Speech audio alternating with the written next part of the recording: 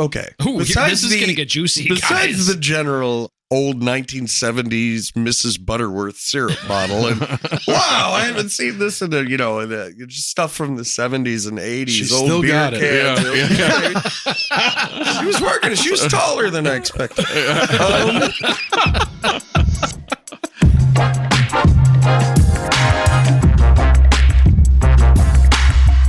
And welcome in to episode 79 of Unstable Discourse. Let's go. Let's go. All right. I'm not in with the numbering system yet, but we'll get there. Yeah. We'll get there. Yeah. You were making a face, so I was staring at you trying to I'm figure out always what's up. making a face. When is he Right. not making a face? Yeah. He's You always had big making a energy face. right before you started. Yeah. I wasn't sure where this was headed. Yeah. I was bracing for impact. Yeah. Well, you do like cowboy lasso Right. move. Yeah. And then it's fun. Welcome in to episode 79 of Unstable Discourse. Get him up. Move him out. Right arm in raw. It is Rawhide. me, Alex Seminary of Tailwind Media, joined by Ryan Fancher of Unstable Disc Golf Gear, Yes, sir. Sean Callahan of Delwood Disc Golf, What it do? Jason Callahan of Bag of Tricks Entertainment, Ba-da-ba-dow. Oh, throwback. Ah. Okay. and we got Mr. Steve Behrens, a.k.a. Mr. B, in the studio Hola. with us today. Hola, my friends. Very cool. Very cool. Ooh, he's bilingual. Yeah. Who? You didn't tell us you were bilingual. We're not talking about my private life. Add that to the list of things we're not allowed to That's talk right. about. To talk about. Strike that. I've off got a the top. list. Be cool. Right off Be the cool. Be cool. Be cool. Mr. B Yes. is a very cool guest to have with us today. You have been, this is kind of, we're revisiting a subject we talked about 5 years ago. I think it's season 1, towards the end of it, maybe episode 13. 13, I believe. Exactly. That On the is. dot, Don't on do the the dot. crime if you can't do the time. Correct. We had Mark Grabavoy on where we were talking about the Joliet prison, the new course, the gold Yeah, course. very good that's- things. It's been underway now for 6 years, and you're here to talk to us about sort of the state of the union with this project. Yeah. We have a ton of questions for you.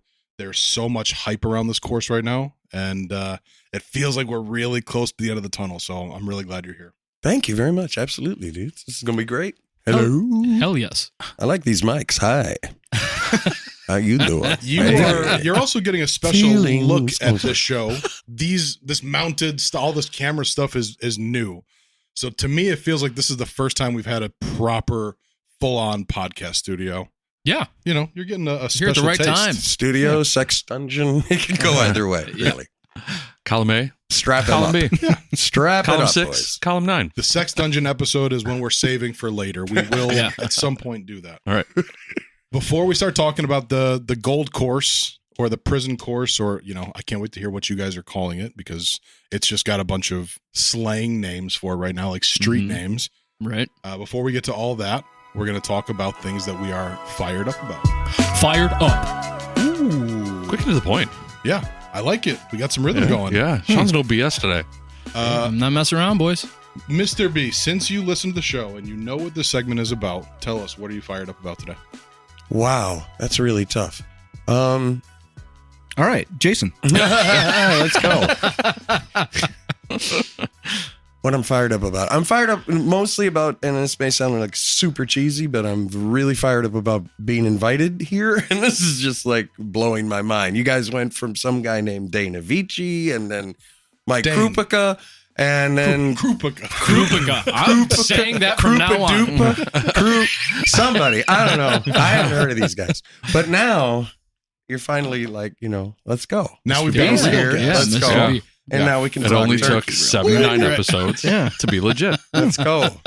So I'm fired up to be here. You guys are just outstanding. Everything you've done in this community, it just blows my mind. I remember way back when I met Sean and a tiny little shack at Delwood. And it was me and Mark and Cheever at that time were hanging out. And to see how far you all have come, it just blows my mind. And I hope on behalf of most everybody, thank you. Thank you for all you do, all the smiles you bring. I'm about bringing smiles. That's kind of my jam. And I all, can confirm that. Yes. you all are just incredible. So thank you. Let's keep going. We got some new stuff happening, and it's only going to get bigger and better. That's what I'm fired up about, and I really appreciate you. Take note, future Hell guests. yes. Yeah. Right? You want us to be happy? Come on and kiss all of our butts. Yeah. Yeah. Compliment Hey, us hey. every once in a while, for Christ's sake. Yeah. You said that was later. Okay, so little column A, little column B. That's right.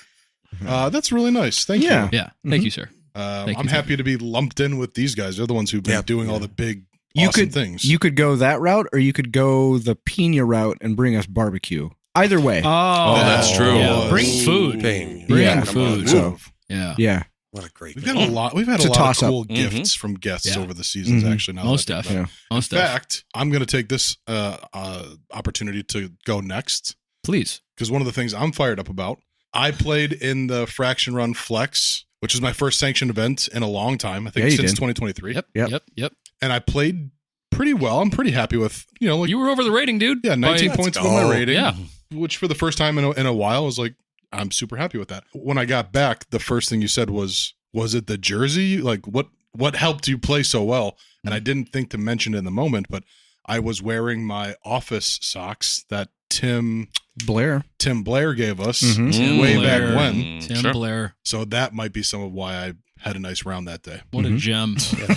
That's what I'm fired up about. Is I've been playing disc golf. I've had a couple of rounds lately that felt a little like one was totally casual. The flex is a little more casual, and I just feel like I'm falling back in love with disc golf. And I'm really Hell yeah. that's all I want right now. So, Great. Favorite disc in your bag? Ooh. ooh, that reminds me of the other thing I'm fired up about. Nice. Thank We you. always get there. We get there. Look at how favorite disc. smug this looks. He knows Look what he's at him. doing. Yeah. I'm telling you, week 3. That's the cheese, right? You weren't messing around. My favorite disc is my Jawbreaker Comet. It's a Ledgestone 2017, I think, Jawbreaker Comet. And I love them so Yep. much. Mhm. And they're very hard to come by. And I was talking to Erin Havoc recently. Yep. And she put out some feelers to some group that she's a part of.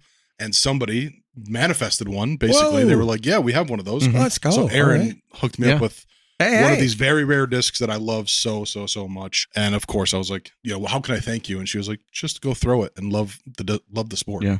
She had it in the She's shop awesome. before she gave it to you, and she handed it to me real quick, and I was like, "Is that his?" And she was like, "No, that's another one." And It I will was be. like, "Oh shit!" Yeah. It will be mine. Oh, yes. Oh, yes. It will be mine. Stop torturing yourself, man.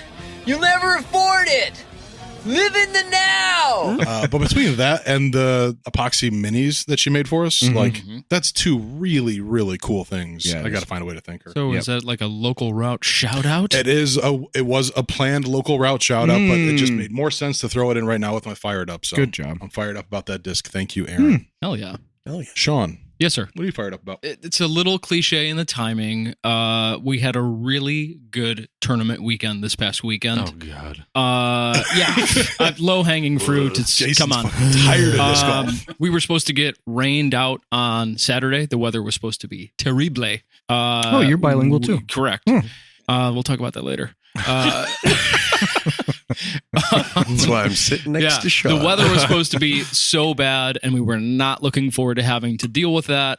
Players are never happy with that, obviously, but we had bad weather last year, and they were troopers, but we ended up not having any, and we were super happy with that. Blessed. Holding down, literally and figuratively, Tournament Central while we are experiencing bad weather is like enough in itself Mhm. to have to deal with. And then while you're also making decisions, so we didn't have to do that, which always makes for a far better time because we can focus on the fun, which we did. And we had 249 players, nailed it. Yeah, we did. Most we've ever seen at that event. Mhm. First time we did a Sick. B tier. Most we ever saw at the Flex the Friday before. So we were kind of setting some higher bars with Fraction Run Cup 7. And it just feels really good to be in it. And we've already Monday, I'm sending Ryan text, and I thought, oh no, he's gonna fucking kill me if I start talking about the next tournament right away. And he didn't. He was Give very, me a very day. well behaved. He Give usually me wants one day. 1 day. I didn't Yeah. give it to him. Mm-mm. And we started talking about TDTC, which is coming up and going live tomorrow. So yeah, it feels good to be amongst the tournament season and getting it going, and people have points. And Yeah. Starting off with a bang. Yeah. Last Hell yeah. Wednesday, it rained so much that my backyard was flooded. That is not a euphemism. My actual backyard was flooded, which it had not been since I moved there, and I had not seen that. So in my mind, Fraction Run has overtaken all of hole 4. Delwood is underwater. All of hole 1, all of hole 2, hole 18 is just gone. So we're going to run like a 12-hole layout, right? And by the time I got there on Friday for the flex, it was as if it had never rained. Like the water was moving, but it was like at normal height. Yep. It was crazy. So I want the water to be raging at the Fraction Run Cup. Yeah. I do like it to be high. Yeah.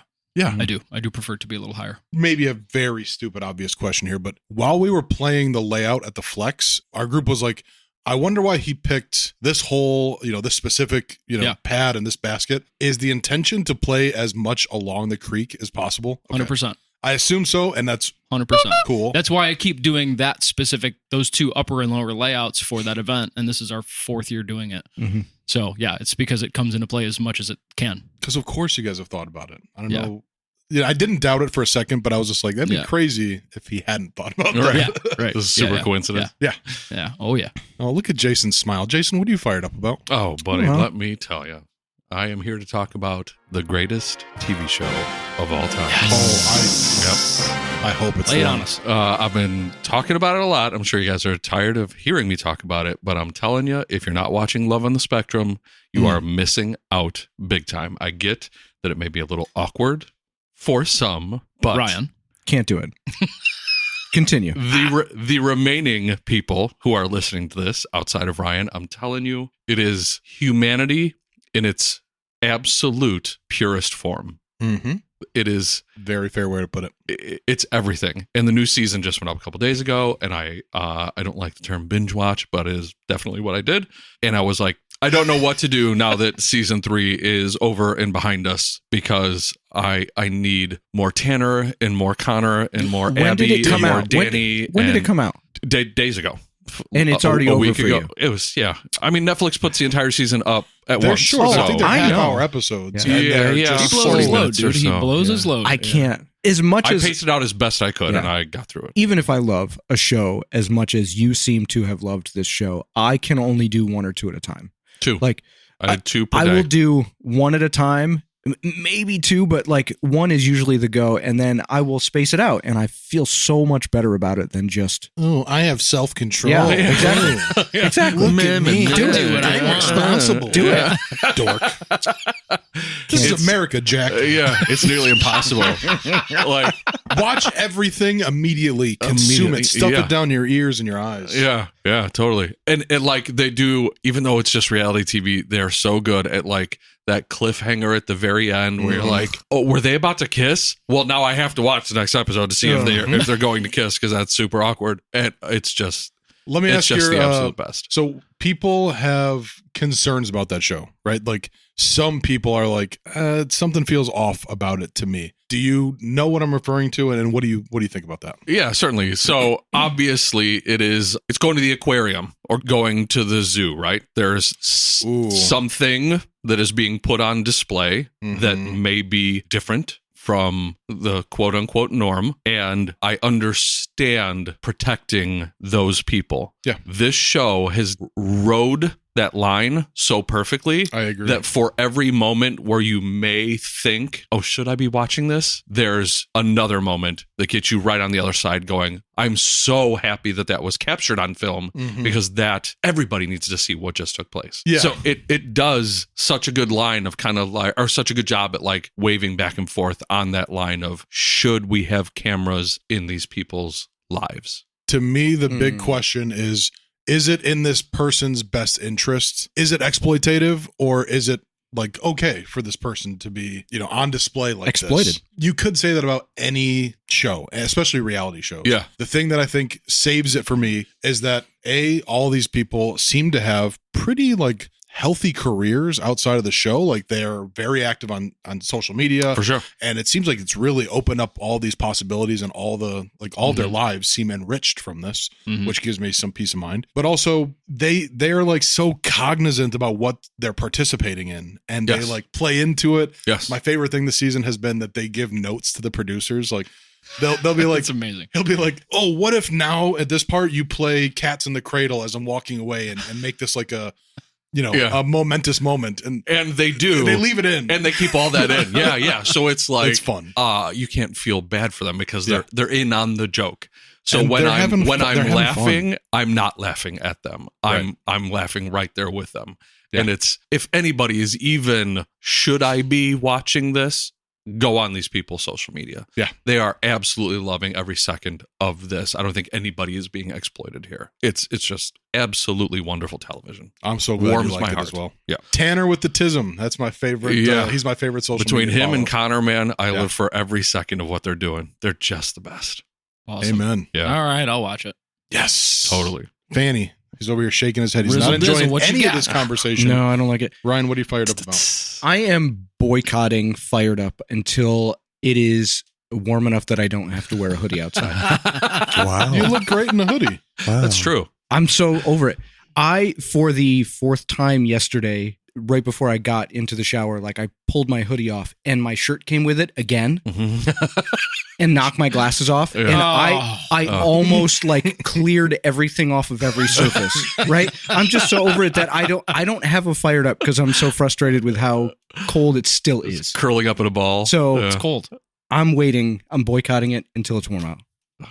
Wow. That's my non-Fired Up. Stand. I love that's that, fair. though. I Yeah. love that. I've been trying to Power to the convince people, myself to enjoy these last few cold days because there's some. It's not all bad. Like I Yeah. like that I'm still Everything wearing about a it's bad. hoodie and I have jeans. Like I will stop wearing jeans in the next couple of weeks until probably December. So like today, getting dressed for the show, I was like, I can wear jeans. Probably one or two more times before the weather really turns. I put my fireplace on. I may have said this on an episode in the past. I think the best outfit is when the weather allows you to wear shorts and a And hoodie. Hell yeah. Just the I best. Shorts and agree. hoodies is the best. So comfortable. I what I'm doing agree right now? when Yeah. you know that I at have some that on point right the hoodie will come off. It will get warm enough where the hoodie will come off. In the morning, disc golfing with shorts and a hoodie, way into it. I do. Yes. Yeah. But if it's 3 p.m. and I have to put something on to let the dogs out, All right. that. Newman. I'm so over it. My problem with this time of year is that you want to wear a hoodie because it's chilly, but then it's not so cold that it's like as soon as I start playing disc golf, like 2 holes of walking and playing, and I'm like, I gotta get this thing off me. So like at the flex start, I had to leave my pullover up Yep. at the shop because Did you should forget wear it a- there or did you grab it? I got it. You should wear a Okay, giant 'cause unicorn normally- outfit. Been there, done that. Yeah. Overrated. Yeah. All right. I think that's everybody's fired up and one sort of fired down. Yeah. Yep. Thank you for confirming. Sure. I had to look around the room real quick, but we're good. And that means it's time to get into the Callahallander rundown. The Callahallander rundown, boy. Is it loud, Rye? I want it to be loud. Yep, it's red. We got red. Yeah, you got red. Ooh. I want to get red. Right at the I want to get that. I want to get that. Get that tip red, boy. Oh, there it is again.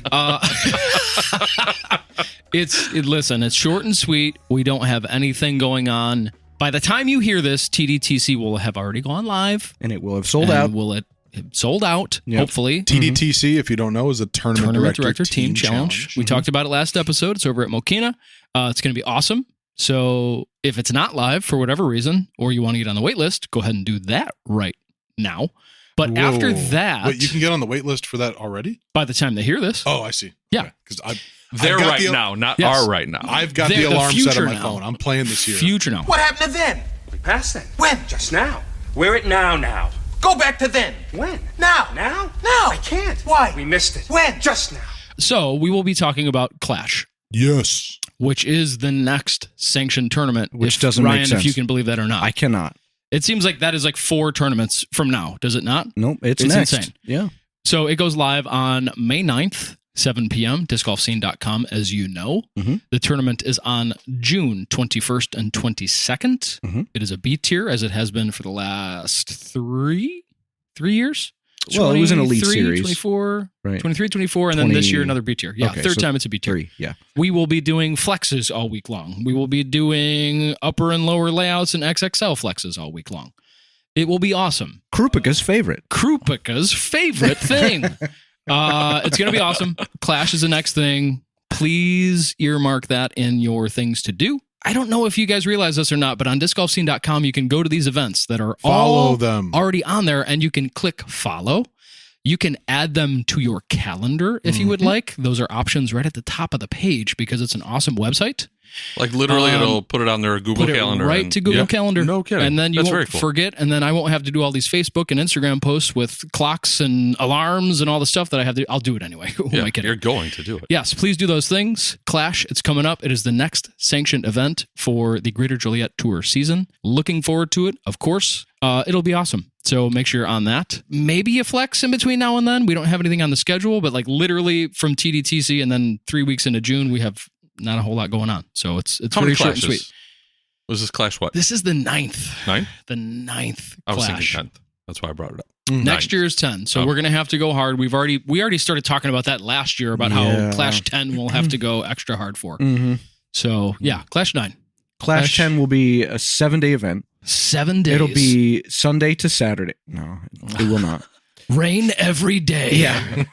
No. That's it. That's really all I've got. It's very short and sweet. When somebody follows an event, do Yes. you as the event organizer get notified that another person followed it? I don't. I wish there was more of a social media aspect of it, Sure. being the person that created the event, so I could know, okay, there's 37 people following it, or I could, have that. No, I do not get that notification. That's a good idea, Pete. But Come on. that is a good idea, Pete, and I should be telling Pete that. I did, from Fraction Run, send in some feedback stuff to discgolfscene.com about some other fun things that I think that they should be doing. I have been using the comments section on the Disc Golf Scene pages quite a bit lately for passing information along for the Smart. people that don't use social media. So if you have any questions about any of the things that you're reading in the About section, so please definitely be reading those About sections. I spend a lot of time on them. If you have any more questions, put it in the comments. I'm always very active in those and putting information in the comments section. So, And then if you're following a tournament and somebody you're posts, going to get the notifications you get a notification, in the comments. so-and-so. Exactly. So that's where it does Yeah. work really well, like social media. is cool. So that's a lot of fun. That's all I got, guys. Short and sweet. Cool. Jay, do you want to do trivia, or you want to wait until later to do that? saving it. Sick.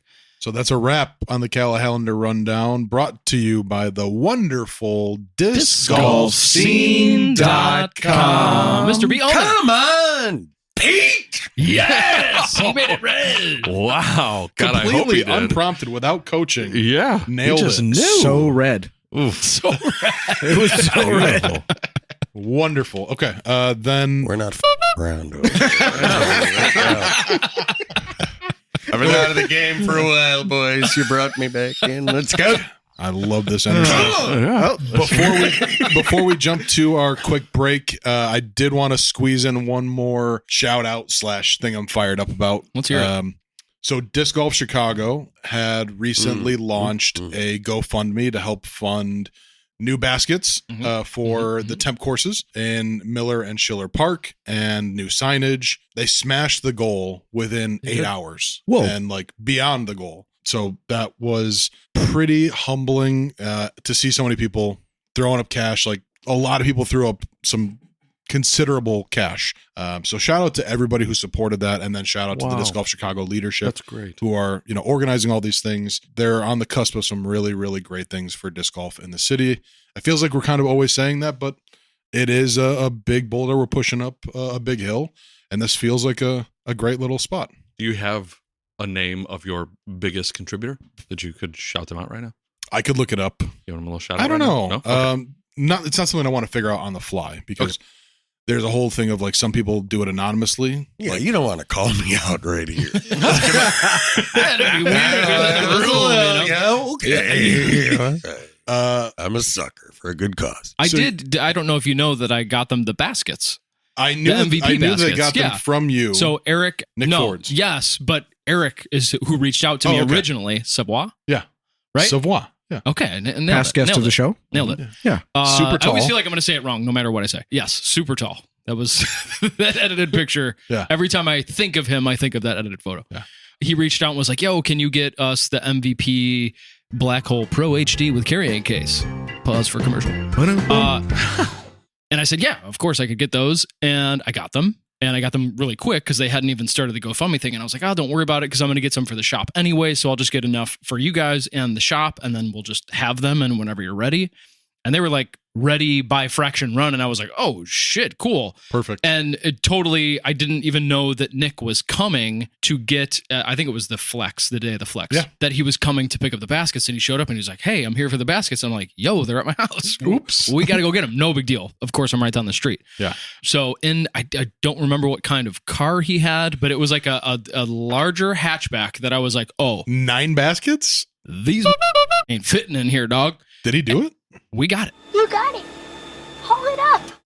Two in the front seat, 7 in the back, and we got them. Like, you couldn't fit another thing in there. 2 in the pink. 2 in the pink. Yeah. 7 in the stink? 7 in the stink.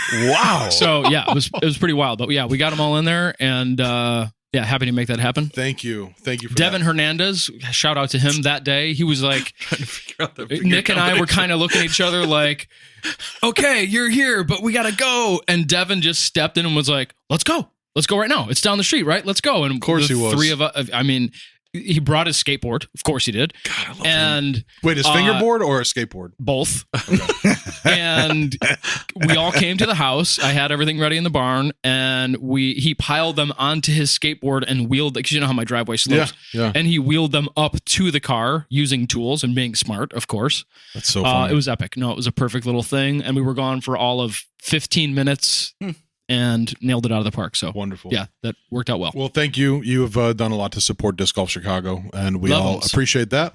And again, thank you to everybody who contributed. I don't want to say names because I just don't know who wanted to be anonymous or not, but if you donated, you know who you are. And like I said, some people gave like a substantial amount of cash, and the generosity is not lost on us. So thank you all. And again, shout out to the Disc Golf Chicago leadership for making this stuff happen. Hell yeah. And on that note, we're going to take a quick break to hear from our sponsors, and we'll be right back. Hey, dude. Ready to play? Yep. But first, you got to see how totally dripped out my bag is. Don't say dripped out. That is an insane amount of pins. I got them from Nina at Disc Golf Pins. These pins have Riz. Okay, definitely don't say Riz. They're great, but why so many? It took this many to take my game from Skibbity to Sigma. Now my disc golf game is mad lit. I'm gonna get so many good... I'm gonna go play somewhere else. The pins are great, but don't talk to me until you're done being so sus. Negative aura, bruh. My bag is mewing. DiscGolfPins.com. And we're back. What? And it's time for us to get into the junk in the trunk. Who let the cat out? Yeah. I guess the cat. The cat's causing some allergic reactions in the room.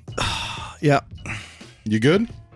Rise stiffening up. He's good. All right. I had an idea for us to, before we get into the project and all the stuff that we are here to talk about, I thought it would be fun if we did a rapid fire question round at you. All right. We can kind of get to know you a little bit, and listeners can get to know you a little bit. How long do you want the answers? Like yes, no, maybe? I would say the shorter the better. Okay, quick, easy. All right. Everybody on board with this? I'm already got my question. Okay. Well, then you kick us off. Mr. B, Yeah. what is your favorite band of all time? Rush. Nice. Wow, you picked a nice Correct one-syllable I'm a answer. middle-aged white guy. Give him a point. Correct answer.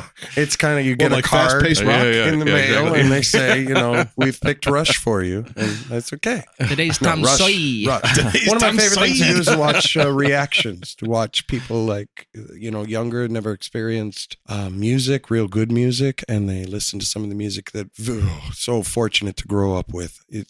And the perfect time for. Oh, my so God. you were. Yeah. We were just talking about it earlier. In '79, you were 14. Not to age you, but you were the 14. perfect age to be I was experiencing. born this in music. '65. Yes. Yeah, Mhm. so Yeah. And Prog so, rock yeah. at the prime of prog rock. Hmm. Oh, God. yeah. I can only imagine. ability to be able to see. You're up.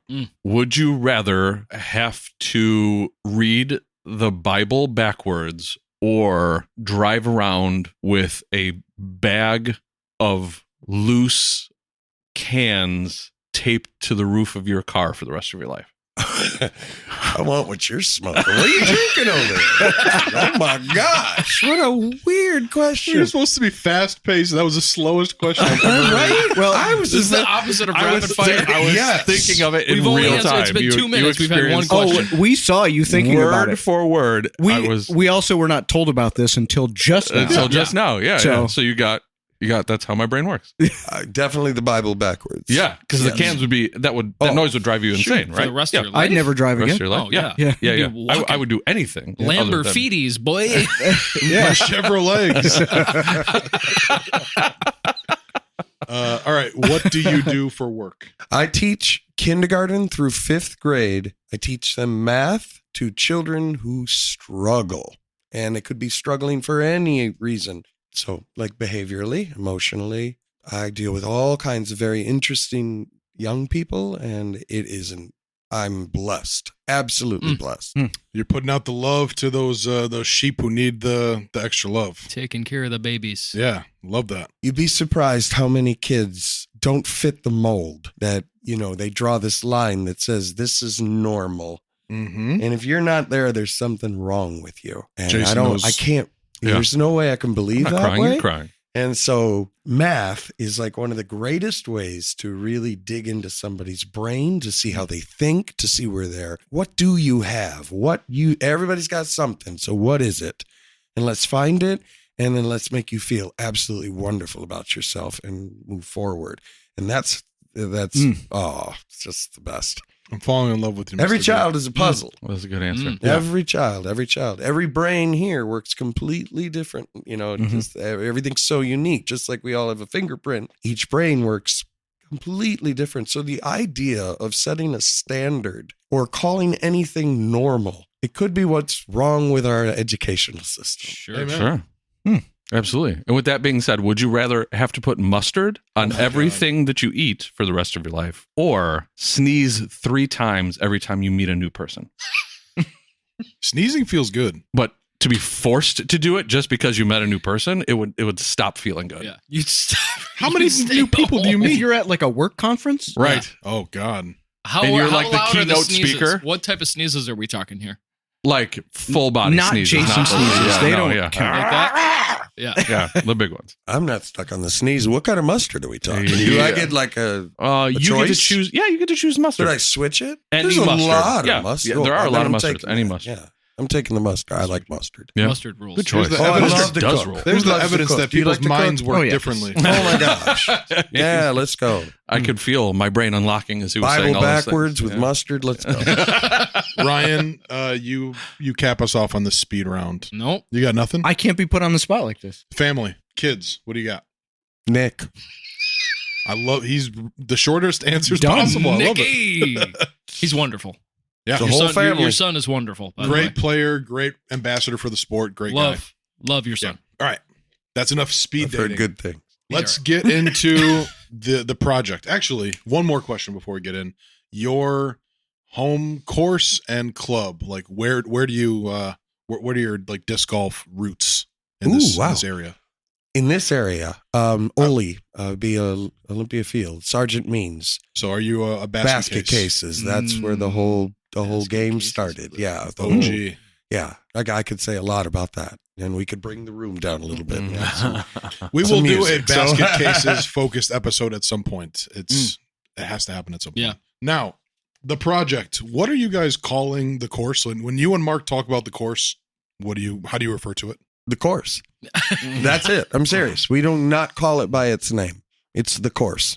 It's always been the course. I think naming it was by far the most difficult thing of all. It was so hard.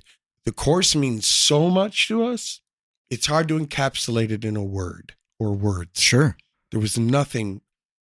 You didn't want to like name it something like egotistical, or it Sure. would sound like anything that would make people just go, "Who do you think you are?" To name a course that.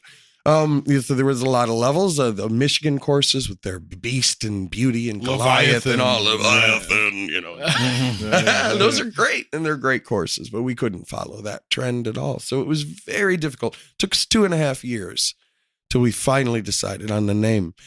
And still, when we say the name, we're kind of like, I don't know. It really, when it comes down to it, we could call it anything we want.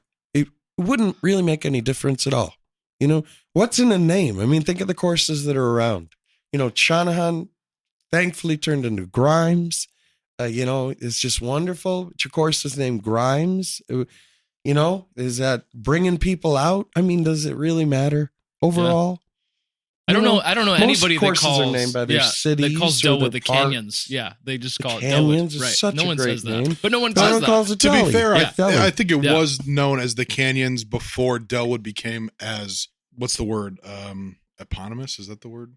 It is a word, yes. I think Eponymous? Eponymous is a word. Yep. Eponymous, defined as being named after the specified person, place, or thing. Usually its founder, creator, inventor, discoverer, or source. Hip hop. Damn you. It's actually an Hip-hop REM Eponymous. album from the 80s. There we go. Oh, So yeah. just Delwood has become bigger than the Canyons, but for the first few years, I always thought of it as the Canyons. Yeah. I think visitors, you'll hear them call it the Canyons. Sure. Yeah. But anybody local, it's just Delhi. So you guys are literally just calling it the course. Of course, it's kind of a rose by any other name would smell just as sweet. It's just that idea. Did you just think of that? Willie shakes. You should write that down. Yeah, so So, okay. You have a name. we do have a name, yes. Are you not going to tell anybody? I don't think Mark would want me to. Okay. So I'm just going to But be you cool can tell with that. us later, and then we won't tell anybody. We swear. Yeah, absolutely. Okay. Okay, great. Cool. No, he should say it right now, and then we'll beep it out. Yeah, totally. A la Kill Bill? Yes. That would be a really good idea. I think that's a really good idea. I would like to see, because you're probably, I would be really interested to see how your reaction is, because it's a weird name. Say it. We'll beep it. Say my name. I don't know it. But I can't. Keep my feet on the ground. Call my name. No, we called the name, the name is,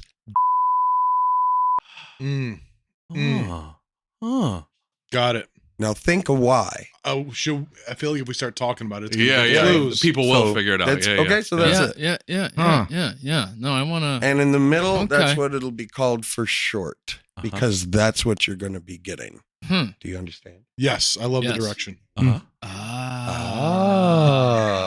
There's the nickname. I know, right? That's cool, man. That's It's cool. deep, That's deep. but I like it's deep. different than everybody's gonna get it or We need understand. I don't know. more deep. We need more deep. That's what she said. We do need that, though. That's cool. I like that. So you have been Mark's right-hand man on the project. Was it, I should know this because we had Mark on the show, but was it Mark's thing that you came on board with? Or Oh, yeah. Okay, so how did you end up getting involved? Okay. I'm sure. Well, 5 years ago, Mark probably told you this story, but he saw somebody that was his cousin's son, family member. Let's just say that, and he was giving a tour of the prison, the old Joliet prison. They were thinking of turning it into a museum. They were asking for fundraising ideas. Mark saw, hey, and instantly called him up and said, what about a disc golf tournament inside the prison? So that's where the whole ball started rolling. And then we involved Sean, because he knows way more than we do.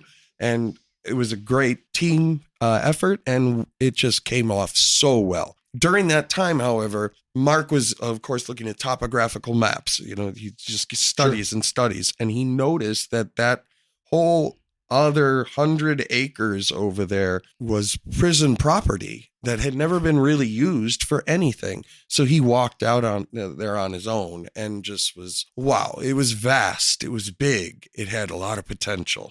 So I think he went out there maybe 2 or 3 times before he asked me to come out, and Cheever as well, Jim. And so we all went out there. We were kind of like, 3 musketeers at that time. We were always hanging out together. It was great. And when I went out there, I was blown away by the size of it. That's what she said. But more importantly, I was blown away by the topographical, just the way it rolled. I remember I walked out there and there was this big wooded area, and I just ran over to it. You couldn't possibly walk through it, but I could tell just looking at it how the ground was moving and swaling. And that turned into hole 6, the end of hole 6. Oh, yeah. That whole area you could not possibly have walked in. So as we ventured around through the course and just looking, oh my gosh, it was, we couldn't believe we were still in Illinois with all of the rolling hills, oh my gosh, I just saw potential. And I had been to a lot of courses in Michigan, some of the bigger courses. I had been to toboggan course, and I had been to this one course called Bluegill in Michigan, a private course, blew me away, outrageously good course. Then there was Whiskey up in northern Michigan, up by Beauty Beast and Goliath. Another huge rolling course. And those courses are just magical. They're just, especially the toboggan course, it's just so vast. It takes your breath away. And this space was calling. It was just saying, we could do something really, really special here. And so I was in. I was in. We started, I remember the very first cut, and it was off to the races from there. And okay, that's it. I have a question. Yeah, because stuff has to happen before that first cut, right? Mm-hmm. We don't have to get into the minutia of it, but how do you go to the board of people that are in charge of that property and say, we've got this crazy idea, and we're going to cut. Get them on board? Bless you. That's a fantastic question. Thank you. It was because of the disc golf community. It was because of the golfers. When the people came and saw Incarcerated and saw how people behaved and acted and held, themselves, they were just so blown away. It was the golfers that made this whole thing happen. It was the community. Wow. And nobody knows that. It was the community. It's they really were a special so blown away by just everything, how organized, how wonderful the people were, how just everybody was having such a great time. They'd never seen anything like it. They must have bucked the stereotype. Yes, that was it. That was it. What people had known about disc golf was probably a small amount, and most of it probably not positive. Most of what they saw that day must have just been like, oh, we had no idea. You had no idea. It looked so professional. That was it. Yeah. That was really, people didn't know anything about anything, but they know professional when they see it. Mm-hmm. And so there was where the trust was established for Mark to be able to go to them and say, what do you think? We can do more. And and that was that. That was the trust. They didn't go to anybody except the right people. Yeah. And tried to limit it to as few cooks in the kitchen as possible. Mm-hmm. And we were told we had to keep everything completely sealed, completely quiet. We weren't allowed to tell anybody anything. That was the deal. Mm-hmm. And we did it quietly. Who gave you that permission, and why did it need to be secret? The person who was in charge of the whole property was the gentleman who was in charge of the museum, the Lockport Museum. And he was in charge of the whole, all three areas of the property. There's the old Joliet prison, then there's the women's prison across where we had the putting league. Mm-hmm. And then, of course, that 100 acres as well. So it was really, we had made a deal with the state. It's all owned by the state. They had leased it to the city for like $1 just for them to have the opportunity to do something with it. I don't think they ever expected us to touch the property that we touched. Mm-hmm. They had it surveyed years ago. They said the only thing we could possibly do on it was recreation, but it would have cost millions to create soccer fields, whatever else they had in mind. Sure. And they would destroy it. I mean, it would be destroyed essentially. It would have just been millions of dollars. Yeah. Mm-hmm. So the fact that they had seen the community, they trusted us, they trusted Mark. I don't run tournaments. I don't build courses. I barely play, but he does throw 100 feet. That's right. But I hear a lot about the difficulty of getting local government on board with disc golf. So the fact that this topic was even willing to hear about it, let alone go, yeah, sounds cool, go for it, is blowing my mind. Especially given, and I know you haven't been out there, but given the totality of the property itself, for them to say or whatever it carte blanche, is even more mind blowing. Yeah. To give you a sense of the scale, I don't think it's unfair to compare it to Idlewild in terms of this amount of space it takes up. Wow. The hills, the landscape. similar amount of space and sort of terrain. Wow. Yeah. And then, to give listeners more perspective, let's like pull back a little bit and just like, let's get the full picture of what you guys are actually doing. Back when Mark was on, you had put in almost 1,000 hours of your own like time working on the course. Oh, wow. And then Mark had put in, I don't remember how many hundreds or thousands of hours, but how many hours are you guys up to? I know Mark tracks everything. Like, you bet he does. Absolutely, Mark. How many hours have amazing. gone into building this so far? So Mark's at 6,408, and I'm at 6,000. Or I'm sorry, I'm at 4,405 or something like that. We're about 2,000 apart.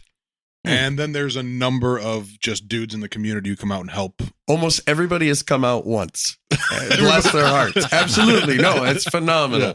We got called to West Park to come out and help at West Park, right? So people come out to West Park and you actually help and you get rid of it and then you step back and go, okay, we're done. When you come out to help us, you're going to be working and working and working and you're going to step back and you got about 30 feet and it's time to go because you've been here 6 hours and we'll be back tomorrow. No? Yeah. Okay, we'll see you when it's open. Yeah. No, it's true. It's tough for the everyday golfer that would be volunteering that time to have the vision that you guys have. I mean, truly, that's a difficult thing. Oh my. I mean, when I look back, I still to this day, I mean, we were out there today, we were putting down directional signs to get people through the course just, easier. We're going to have some people out that's never been there before. I'm really excited about having some fresh faces out here, getting some, fresh looks and fresh comments and such. Yeah. So we're putting out, and I tell you, I'm 6.5 years. We're walking on 13, the big par 5 in the back. It's green and it's green. It's like golf course. It's a golf course. It's like a golf course. It blows Is my that the mind. one that I call Lord of the Rings? Yeah. Okay. All right. It was the one Alex will came forever out for be the Lord work of the day, Rings the for me. fantastic work day where the Park for the Parks guys, phenomenal group, Nate Hurst, Ryan, all of them came out, worked their asses off on that par 5. And when they left, it was like, just, you saw it at that day. It was just brown and destroyed. And you go out there now and oh my God, it looks like the one in Norway, Jarva. Mm-hmm. Is that it? Yeah. It's beautiful. It's beautiful. The nature came back. Oh my God, the grass that we planted, just insane. When you go out there, it's I'd say 12 of the 18 holes, maybe 14 of the 18 holes. That's all the grass we planted. And that's that's a lot. Oh, that's a lot. When Mark bought the absolute highest grade grass you could get, athletic turf grass. Wow. Never, it'll never wear out. Absolutely insane. I mean, when we do it, as Mark always said, we're going to do it right. Yeah. And it doesn't matter how long it takes. Right. Because it'll be worth it. So this is a good point to bring up a question that was submitted via Facebook. Nick Kaminsky, one of our top fans, he says, first of all, thank you for all the hard work you've put in. They appreciate it, Thanks, of course. But second, what was the single biggest task that was accomplished during the construction of the course? Ooh. All right. The whole plane on the lower plane used to be a flood plain. The whole thing. So there was there used to be a big apartment complex. Most people know it as the Hill, and it used to be up at the top, and that was a whole different water system. So the whole thing flowed down towards the middle of the course and shot out of these pipes like somebody had turned on a fire hose, and the whole lower part flooded. And we couldn't even cross from the hole 1 is on this giant hill. We couldn't cross to the road because it was so flooded out. And I think Mark told you this story 5 years ago. He was out there on Christmas Eve and he stepped into a hole, accidentally stepped into the hole, did not spill his beer. He's very proud of that. I would be too. And, but it was a sewer or a pipeline. And they had created a softball field out there for the prison guards a long time ago. And they had put this pipe out there so the outfield wouldn't flood. And oh my God, game on, because did it work? Can it work? Will it work? Here we go. So we drew it all out and we started, I think, on March. You guys had bought me these Gore-Tex Converse. Kenny, you, Slauson. Yeah. Had, like Mr. B, it was really super nice. And they bought me these Converse that were Gore-Tex, and I used them because we were standing in about, I don't know, maybe 6 inches of water in March. And it was with shovels. You couldn't get equipment in there. So it was on. So shoveling away, and we're shoveling in a marsh. So the marsh grass, like, it's way down there. So every time you took a shovel, it was just like this horrible sound. Yes. I can hear it. Yeah, that's it. It was just this, and it was so heavy, and it was so hard to pull out. And it just, oh my God, I don't know. It took us a long time. We went 2,500 feet that we dug. Good Lord. This question is coming from me. Was there ever a moment where you're like, what the f*** are you doing? No, just the opposite. No, It was thrilling. I don't know. I see children like in children's museums, and they always have a water table. There's a reason they always have a water table, because it's so cool to control water. And what we were doing was terraforming. We were being able to take all of this mess and control it and confine it.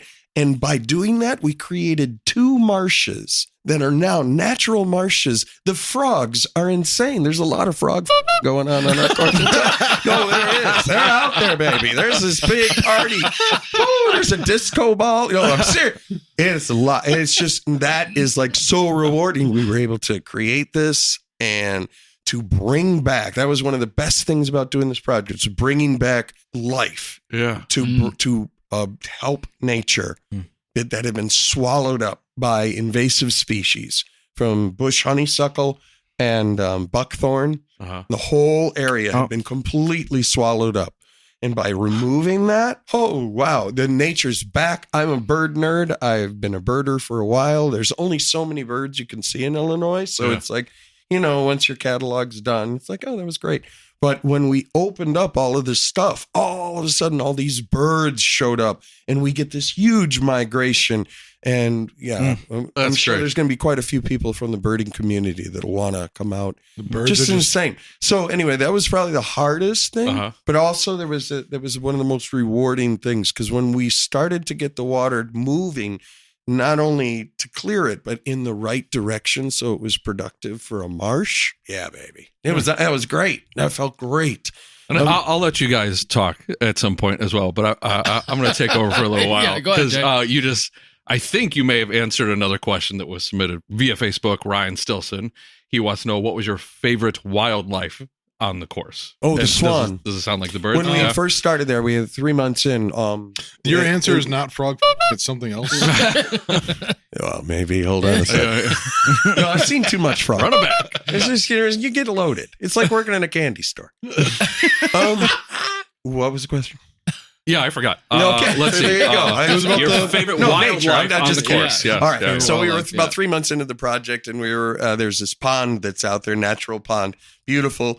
And all of a sudden, the swan showed up one day, and we called her Cleopatra, Cleo, and she stayed with us for about 2.5 years. Okay. And it was just, oh my gosh, she got used to us. It was beautiful. It was a really cool story. I don't know if it would have had to happen after Mark had talked to you. There was we got hit by a really bad winter, and we were really worried about her. And Nick and I had to park on a street and try to walk with food for her, trudging all the way across the course. It took us a while to get to her, and we got to her, and she had just this little tiny area that wasn't frozen. And we laid down just this food, and we went away. And then the next day, Mark was there by himself on the road that's right by the pond. And all of a sudden, Cleo walked up out of the pond, went over to Mark, and sat next to him, maybe like 7-10 feet away, and just sat there for a while. And then got up and walked away. It was the last time we ever saw her. Oh, cool. Wow. She said goodbye. Yeah. Dude. It was like I remember the first time that I saw her, I was lucky enough to go see her there with Mark one day. Yeah. I took a photo, and it was magical. It was like, how is this beautiful bird and all alone and just like tugging at every single heartstring? Because I believe that they mate for life. I don't know. I'm pretty sure. Yeah. Is that right? We got the bird nerd here, so he can answer that question. Right. Yeah. So they're all alone in this pond, in this area that had been forgotten for 6, 7 decades that Yeah. just, she was out there just by herself. Wow. Her length of her life, of course, but like, it was touching for sure. It was special. I hope that more government, like more local government people and more programming people somehow become aware of how disc golf is. It doesn't interrupt nature, right? Like it coexists and, Yes, and very even much so. promotes it, especially when you compare it to something like ball golf or any other sport, right? Like you have to change the terrain for those recreational activities to exist. And a lot of times, especially, again, sorry to kind of shit on ball golf. It's great, but it is like an ecological disaster and it drains so much water and so many resources. And here we have disc golf that is promoting nature. Like, God, I love it so much. When you're talking about the Swan leaving, I picture you guys bringing her food, and it's like a 10-pack of White Castle sliders. and then she sat down next to Mark. She was like, yeah, I'm out of here. Yeah, that's what I picture. They were good though. Yeah, Onions? I don't with onions, guys. There's always the Real slider quick, regret. because I compiled a list of things that I thought were funny. First of all, listeners, we're going to get back to so many things about Mr. B. But the last time we talked about the prison was the episode with Mark. We talked about it earlier. It was episode 13 of season 1. We were babies. Yeah. Right? Oh. Some of this stuff pertains to Mr. B as well. So I'm going to read through this list of things that I thought were really funny, right? So that the last prison course episode was recorded on August 6th, 2020. That was my 37th birthday. I heard that and I cringed. I couldn't believe that, like, we have been doing this long enough that, like, I was 37.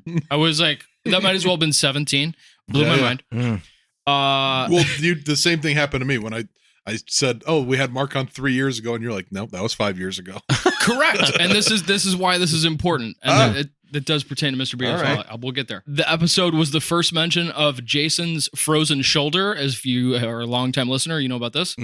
Which still don't believe in it. Which he started experiencing at 41. Yep. Which is how old you were at the time. And I have just started experiencing frozen shoulder at 41. We're connected. Yep. You guys know each other? Yeah. This was the first episode that mentioned brushing your teeth, that inside joke. Oh, yeah. Okay. So if listeners go back and listen to this episode. Right. Which hand do you brush your teeth with, by the way? Quote unquote. Quote unquote. If we're putting air quotes around brushing your teeth, what do you think that we're referring to? Is the first question. Yep. He's got it. Yep. And which hand do you use? Lefty or righty? I have to use both. All right. Is there another answer? Have to. Moving Perfect on. answer. I love you, man. This is a little haha. Mark Grabavoy said that in this episode, please go back and listen to it. It's so great that he was so proud because he was over halfway done, and I about fell out of my chair. Survey says that was a lie. That was 2 years into the project, and that was 5 years ago. In that episode, Alex also said that he quit smoking. Survey says that was a lie. We just had a cigarette about an hour ago. The episode was the first mention of Balf, which triggered me to start bringing up this list because you were just talking about. Which you didn't use just now, which you could have. Yeah. Right? I was hoping you'd use Balf. It was the first time we said Balf was during the Mark Grabavoy episode. That's why I always say Balf. Wow. Yeah, thank you. Good expression. Do you guys remember that we did a distance contest? We all threw from hole 8. Do you remember this? Yeah, that's where we learned. I could throw 100 feet. That's Do you remember? Does anybody remember the total combined distance? It was like 1,028 we just or something. Barely got over 1,000, but maybe it was 9. I think it might have been in the 900s. No, I'm going 12 something. No, because Ryan threw about 320, 330. No, I didn't. None of us did. None of us broke 300. The total was 945, and we were all very disappointed. Yeah. Wow. Incarcerated 3, we talked about it earlier. That hadn't even gone live yet. This is how long ago that was. Wow. Incarcerated 3's registration hadn't even gone live. Come on, Pete. Not even a thing yet. No. Wow. Wasn't even a thing by episode 13. Yeah. And the very last thing, which is the most important, Mark Grabavoy's local route shout out during that episode was you. And he went on for 5 minutes about how lovely you were and how much help you've been and how much this project. Survey says that was a lie. Yeah. That this project couldn't have possibly, I don't know when the last time you heard that episode was, but when we were still doing local route shout out, you were his local route shout out because you were so awesome. And here you are 5 years later, still being as amazing as you are. Well, all right. So Thanks, Mark. Yeah. Let's go. What a guy. You gave me a shout out once too. That was really nice. Yeah. You told the Energizer Bunny. Remember? You guys were out there on the work day and you looked up on the hill and Mr. B was still working and working and working. And absolutely. Y'all were having beers and working. Yeah, you just kept going. I was like, God damn, I'm done. He's still going. Yeah. That's what I do. Yeah. So it's fun. Speaking of going and going, Ryan Stilson also had a question about what type of cool stuff or crazy finds did you come across while you were out there? There's got to be some shit where you got to be some goodies. Tore some branches away and came across something. You're like, what am I looking at here? What is this? An entire car. That was one of the first things we found. Was somebody had driven a car out there and just left it. It was like Christine. Weird reference there, but it was just like this old car. Is it still out there? Just sitting there. Yeah. Yeah. I don't know that I've seen that. It's kind of fallen apart over the years and it's kind of separated itself. Like, for example, like the steering wheel all of a sudden showed up in another place. Yeah. It's an odd little, it was blue and I assume it might have been a convertible. It is now. Yeah. And it was parked on Is the there course. a way for it to be integrated into like, I'm thinking of the car Lemon Lake with the tub. Oh, no. Right. Yeah. No, I love the tub though. Don't get me wrong. That was great. But the car, let's see what else. No, like cursed ancient artifacts that you dug up and regretted or anything like that. And somebody held it and melted like a candle while they held it. Yeah. I would, okay. Ooh, this is going to get juicy, besides guys. the general old 1970s Mrs. Butterworth syrup bottle, and wow, I haven't seen this in just stuff from the 70s and 80s. She old still beer got it. cans. She was working. She was taller than I expected.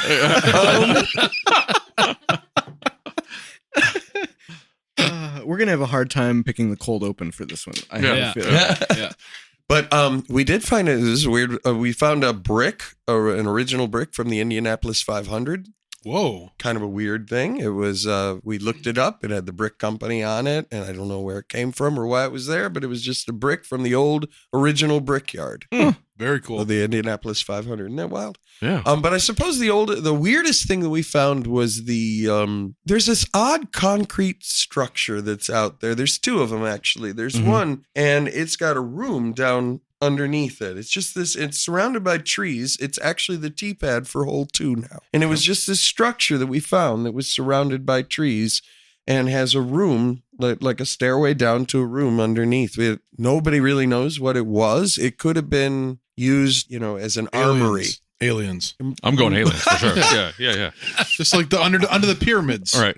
Right. Yeah. The pillars. They could have kept weapons there. I assume they did use that one area as a long distance or rifle range. Shooting range, yeah. So they could have kept them down there. But then we found this other area that's in the middle of hole 6. And that one has it's like it might have been a bridge at one time or whatever, but there's no top on it anymore. It's just two big, huge concrete walls. And you go down to the end of it, and at the very end of it, there's a cell. Creepy. That was really weird. I don't even know. The door had been removed from the cell, but it was like an old, iron door, like from the prison. Like a solitary confinement? Yeah, I don't, sure, dude, right? I don't know. It's giving And that vibe for in sure. it this was weird. There was a bunch of cushions, like somebody had been sleeping in there. And then on the side of the wall, there's like somebody has tried to dig out.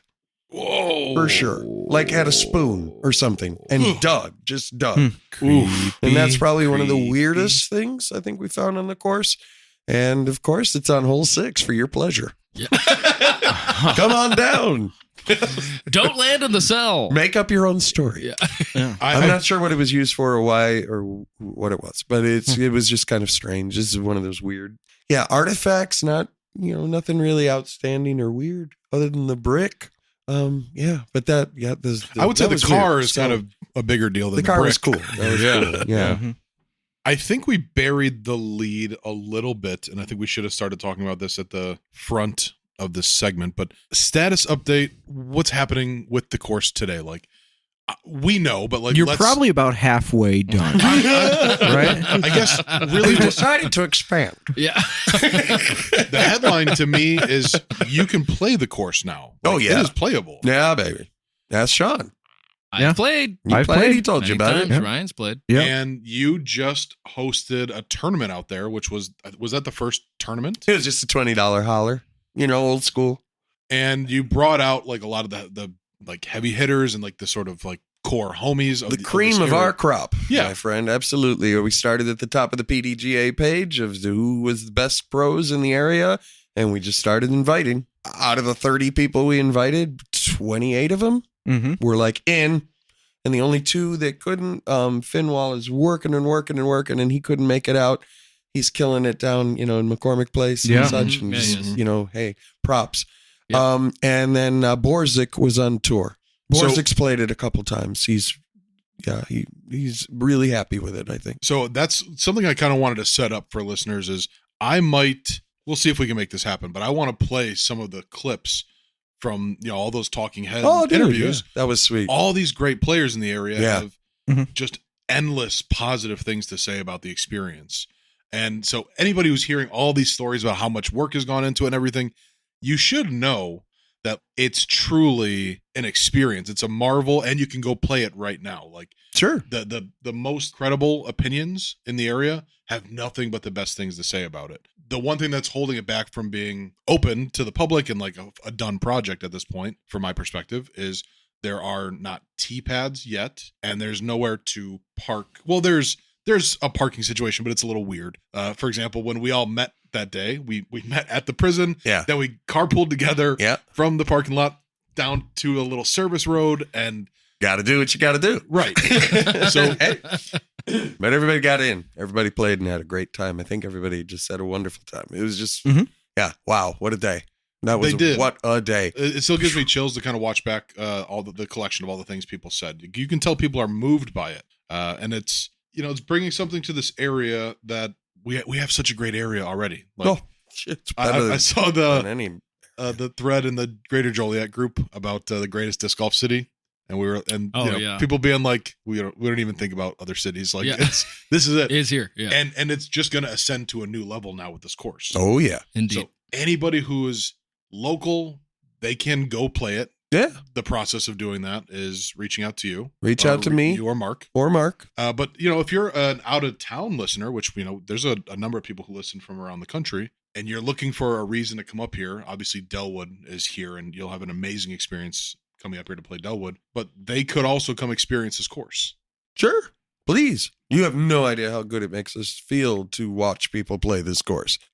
You can only dream and visualize so long, man. And then all of a sudden, okay, here we go. Tommy Earhart is teamed up with Alberto Ochoa as Dubs partners. Let's go, man. And what was the record they set? Tommy and Berto? Neg 11. Ooh, 11 down. Breathtaking neg 11. Berto that was Berto's first round of the year. He was coming into that rusty. Freaking Berto, dude. What, Mr. B, what courses would you liken it to for somebody who just has no idea what we're talking about yet? Okay, imagine Northwoods Black with the ability to scramble. Ooh, that's a good way to put it. All right? There's a lot. That's one of the best things about this course, I can tell you right now, is you will be able to play your disc. We made it so wide. The longer the hole, the more width. The let's play, because you're going to need so many ways to say this. Depending on what you can do, the course is going to play, different just for you. It's going to be just yours. This is how far I can throw. This is my strength.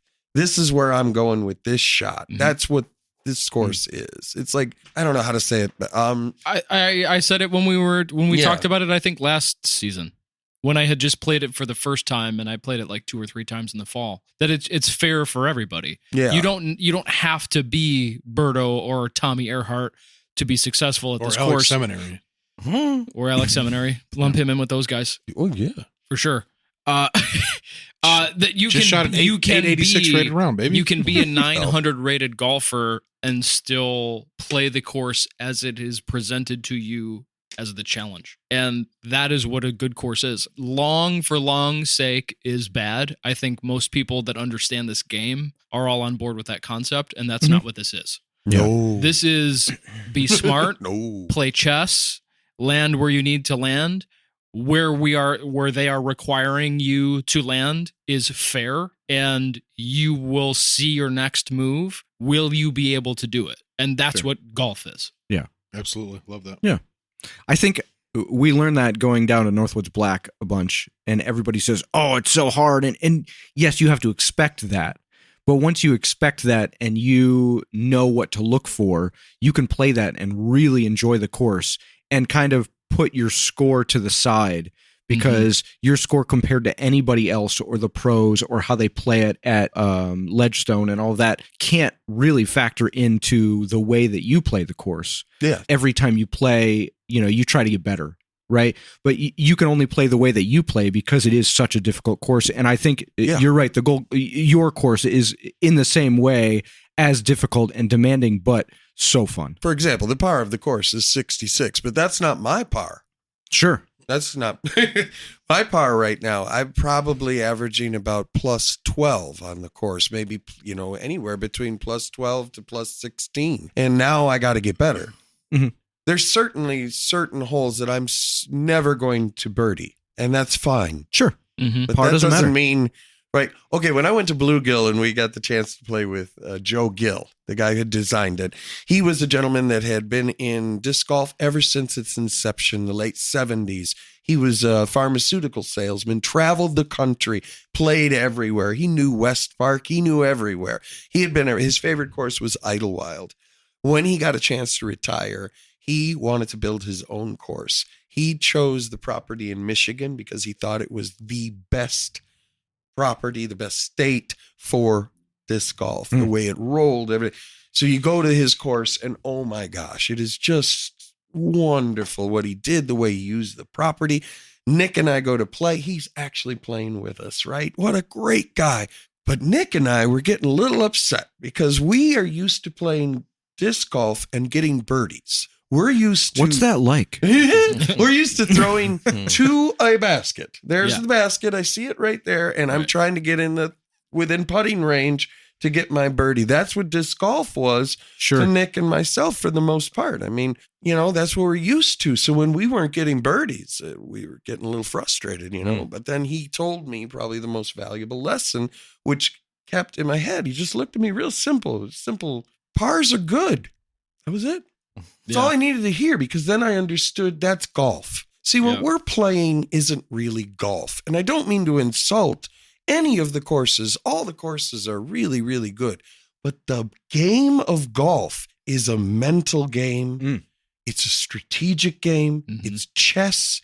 It's playing against the conditions. It's playing to your capabilities on that day in that situation. It's taking risks when you have to, getting rewards when you take those risks, or I said that a lot last time I played was, because I had it. Oh, if I had just, and you want to come back and you want to do it again. You want to do it again.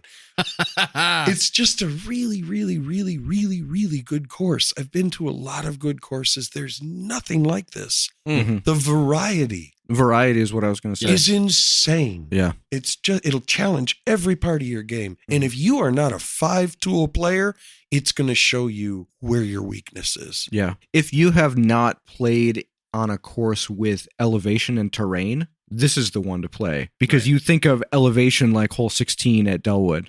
You're like, wow, I'm throwing off a cliff. I mean, it is. Yeah. But when you have to walk up and down that cliff and see all of the rolling hills and the sides of the cliffs and throwing around and through and over these, there's so much to it.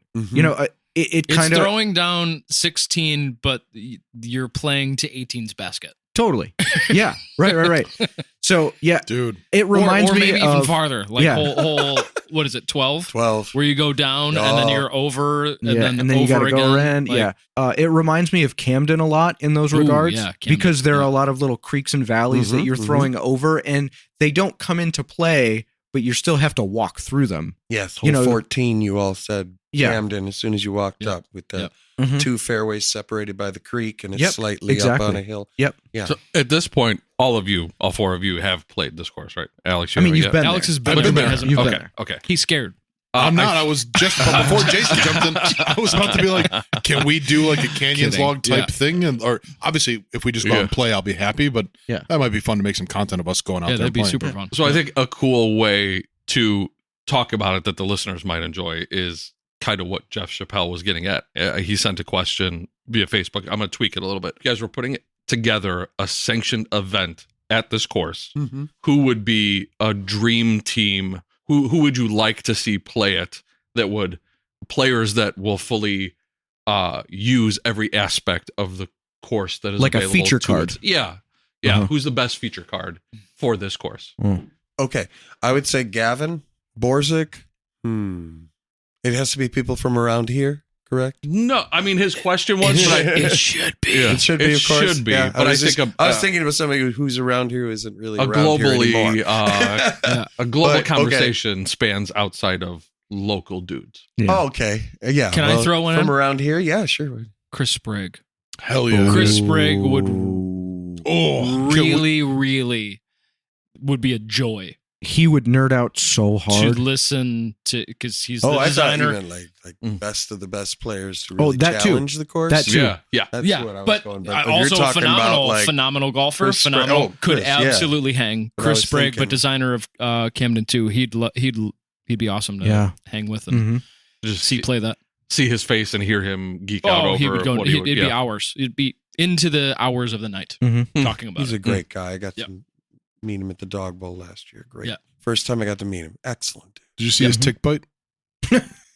Excuse me. No, he didn't. If you know, you know. It sounds like you don't know. Yeah. If you don't know, you didn't. Yeah. A couple other questions before we kind of come to the trivia portion of the night. Two of them are a little more straightforward. One is a Yeah. open-ended kind of a thing. What is your target opening date? I know that's completely up in the air, but your hope, dream. Tomorrow. That'd be my hope. If you had to put money on Dream? it. If you had to put money on it. September.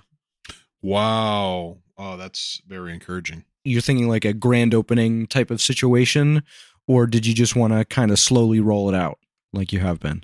No, we've been slowly rolling it out. So yeah, I would like to. That's move, already happening you now. know, there right? you go. Like I mean, So, that's happening yeah, this weekend again. Right. You guys are Right, doing right, another invite. Mhm. yeah. And no offense to anybody that didn't get invited. It's You know. tiered registration. It, They started at the top. Yeah, right. There you go. We're slow rolling it. It really is all predicated on the parking. That's the whole thing. Once the parking is established, but Mark's already got everything designed out, of course. Sure. And once we get the go ahead and the okay, and we'll move forward quick because we're ready to go. Yeah. The tee pads are good enough right now to play on for sure. We came up with this really cool way of using some gravel, some lime, some concrete, and now they are just no slip at all. You couldn't if you wanted to. So I'm very happy about that, even with the rains that we've had this spring. But we are going to do turf pads. We're getting them from Europe. That's the idea. But they're costly. And we really, really don't want to put any more money into the project until we have the absolute guarantee that we are moving. Could you imagine if we go ahead and do that and then all of a sudden, we've got a different plan. Yeah. Sure. So for context, how much money has gone into out of Mark's in your pockets? Do you have a ballpark? Yeah, Mark knows exactly. Of course. And he I does. could give you a variable that might be close. But yeah, how much together? Probably close to $80,000. Wow. Mostly Mark. I just happen to live a long way away. And so every time I go, it's 45 minute trip there and then back. So every Sure. time I work on the course, it's an hour and a half drive. At least half a tank of gas. Yeah. So so I don't really add it all up. I don't, really it doesn't, I don't care. I really, really don't. I don't. This is just the greatest. It's then you all, when you get older, When you we get to grow a certain up. age in life where you'll hit your midlife crisis, Mhm. right? And Yeah. you start to wonder, what in the world was this all about? And it really, really is true. And it'll hit you, and it could hit you hard if you're not prepared for it. But this course has been way bigger than just a disc golf course for me. This has saved my life. This is the whole disc golf experience. Can I just tell you a little bit? Please. Can I get deep? Can we bring the room Oh, down get a so little bit? deep. Yeah. Mr. All right. B. This community, I might cry. So hold No, on. I can't. Oh, God. Again, You I'll try start not to. crying, man. I can't Please. wait for A the tissue, music please. that I'm going to put behind this. I don't know if we've All had right, I'll crying try on to the do this show really before, fast. so Yeah, I would yeah. love that. All right. If you all don't know this, life is really hard. And sometimes it can hit you without you knowing, it just hits you from the back of the head. Yeah. And so that kind of a situation happened with Nick and I. He was 13 and about to go into high school. And it was him and I living together. And the rug got pulled out and we lost everything. I won't go into elaboration, but I was homeless. Nick had to go live with his mom in Lansing, Michigan. And I was kind of rescued by my brother-in-law and sister, and they took me in. And I can't tell you how embarrassing that is. But living above a garage, and lost everything. And the only way I could play with my son was because I couldn't afford. I'm Poe because I can't afford the OR at the end. So I couldn't go visit him very much. So all I could do was play with him on Xbox, and we played Destiny or whatever. It was the only way. So slowly, I kind of spiraled. It was not working out for me, and I started drinking heavily, and that was the only thing. Because when you lose something like Nick, there's a hole that can't be filled, but you try. And I was I got up to about 240 pounds. I ate a lot of cheese. Cheese makes me happy. I ate a lot of cheese, and I drank a lot of beer. I was drinking maybe 12, 14 beers a day. Wow. And then you just hit a wall and you have to make a decision. And I made a decision that I needed to stop and I needed to live, and that I couldn't keep going like this because it didn't have an end, or an end I liked. So I loved disc golf. I loved playing disc golf with Nick when he was a little guy. We didn't get to do it very often because he was a bowler and he killed. So we were always doing something else, or Little League or something, but I always loved disc golf. I started disc golfing in 92. And I was also, just imagine Mr. B, large Mr. B, 240 pounds, sitting there with his cheese and his beer and a crossword puzzle. I used to do just crossword puzzles. Kept my mind from thinking. Sure. So I could just do crossword puzzles. And I just decided, okay, I got to fix this. So I didn't have any discs. So I went online on eBay and I looked, and the first disc that popped up was a Star Archon, and somebody had dyed it as a crossword puzzle. Ooh. So I bought it, and you know how like a 12-step program, you got a token. And so that was my disc. Fortunately, still have it. I lost it. Someone just took it, and I had lost it for 3 years, and then somebody found it and came back. Oh, my No God. way. What's his name found it? Oh, I don't want to. Peterson? Dan Peterson. Dan Peterson found He it? found it at the Oaks. Oh, amazing. Amazing. Oh, amazing. Amazing. Thank you, Dan. That meant the world. So I got the disc, and then I decided I'm going to go out and throw, and what was close, Ole was close. So I went to Ole, and I started to throw at Ole, and I mean, my big chubby self out there, and I'm throwing. And like the 2 times, after 2 times I was there, the 3rd time I was there, I ran into this dude, and he was really super nice. And his name was Brian Ryan. Mm-hmm. And he thought I was a narc. Because here I don't have a disc bag or anything. I'm just this large dude, and I got like, this one disc, and I'm out here throwing. And he's like, are you a narc? And I just started laughing. He's laughing because you throw better than a narc would. And I was like, just laughing, and we're talking. He was a great guy. What a great guy. And then this other dude walks up, Matt Rooney. Right? So I got Brian Ryan and Matt Rooney, right? And so I'm like, And they were so nice. Yeah. I mean, they were so cool. They told me about this club called the Basket Cases and that you should try them out. And I was terrified because, well, come on now. You guys really play? Like, really play? I don't, I would see people like go and they'd have their discs in like a baby carriage or something. And like Nick and I would crack. How many discs you need, man? Right? Come on. Yeah. You got like 20 discs. Right? Yeah. We would laugh. Yeah. Yeah.